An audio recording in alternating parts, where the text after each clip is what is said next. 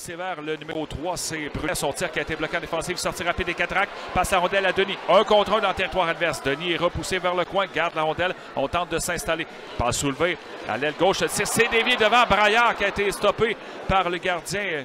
C'est gauche vers Angus Booth. Booth envoie derrière le filet des Vodkas. C'est plutôt Jérémy Dastou qui a été frustré par le gardien Goubi il y a quelques instants à peine. Dégagement des Vodkas arrêté devant le filet. On passe à Hébert. Et le but! Thomas Hébert. Mais qui sait, Claude? Peut-être que les Cataractes se sont trouvés une nouvelle arme offensive. Hébert, un défenseur inséré à l'attaque aujourd'hui à cause des blessures. Des mains en logeant cette rondelle dans la partie supérieure. Alors, cette décision des entraîneurs et de Daniel Renaud d'insérer Thomas Hébert en attaque, ben, elle est payante parce qu'à la 6e minute de ce match, c'est Hébert qui donne l'avance à son équipe. 3e but pour le défenseur de 17 ans. Il rentre au banc tout sourire. Pour Drummondville, dans sa zone, c'est Diot qui est passé au centre vers le 92, Justin Côté. Rondelle retournée dans le territoire adverse. Et là, Huard va s'échapper. Huard devant Goubi. Il est stoppé par le gardien des Vultures. Un arrêt important de Jacob Goubi. 13 minutes. Drummondvillois. Diot reprend dans son territoire. Michael Diot passe à sa ligne bleue. Oliver qui fait dévier vers Manix Landry. Le vétéran 77 qui entre chez les Cataractes. Veut couper au centre. Rondelle qui bondit vers le gardien. Et là, c'est le but. Oh, quel beau jeu de Sam Oliver. Du revers d'une seule main, glisse la rondelle derrière le gardien Antoine Coulombe. Il était en confrontation 1 contre 1 avec Beaulac dans l'enclave. Beaulac croyait s'en avoir débarrassé. De tout son long, s'était tiré pour toucher à cette rondelle et créer l'égalité. Oui, Landry amenait la rondelle devant le filet des Cataractes, mais il était neutralisé. Et la rondelle a bondi devant Antoine Coulombe qui n'a pu la maîtriser. Et Oliver, même s'il avait presque dépassé la ligne de but, a réussi à pousser la rondelle dans le filet des dégagements en territoire central. Mais les Cataractes sont venus cogner à la porte. Pour l'instant, on n'a pas été capable de concrétiser.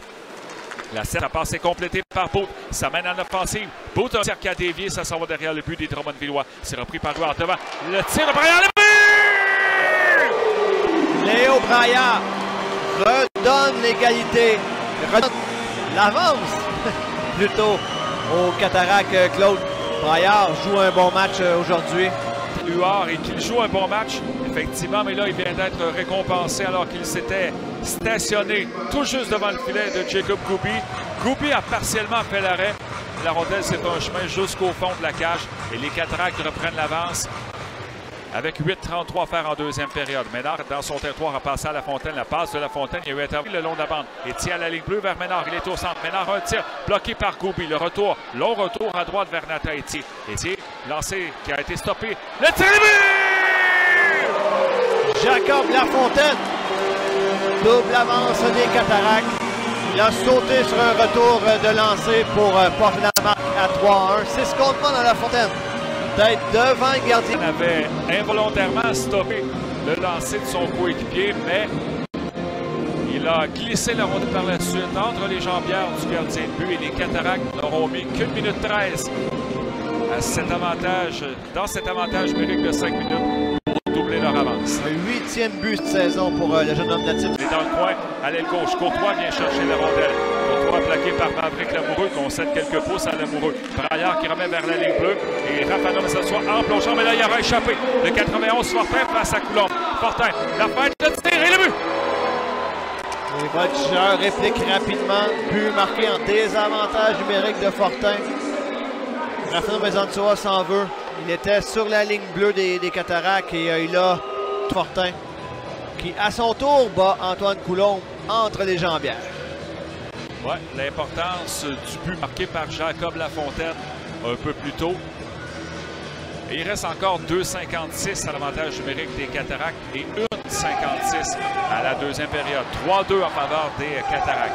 Goubi a passé vers le défenseur Thomas. Au centre, c'est complété par Landry. Remet à son frère Manix. Un tir repoussé. Rondelle libre devant. Oh! Et un superbe arrêt d'Antoine Coulombe. Se couche sur la rondelle. Le jeu est finalement arrêté par l'officiel Jesse Gore. Mais s'il y a eu un jeu important d'Angus Booth il y a quelques secondes, cette fois, c'est le vétéran Antoine Coulombe qui met son empreinte sur le match.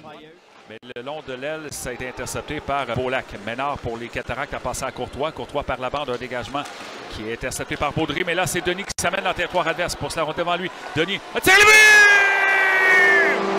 Louis-Félix Denis donne une priorité de 2 buts aux Cataractes. Une séquence à 2 contre 1. Il a failli perdre la rondelle, Claude. Et il a récupéré. Revoir Louis-Félix Denis, lui, est très content, de même que les partisans des Cataractes. 2 buts d'avance pour les Cats avec 15 minutes et un peu plus à faire en 3e période. Je pense que Goubi s'attendait à une passe, Claude. Il s'est fait piéger. Maintenant, après la mise en jeu, passe au centre vers La Fontaine. On est devant le banc des punitions. C'est Woodward qui revient dans le territoire des Cataractes.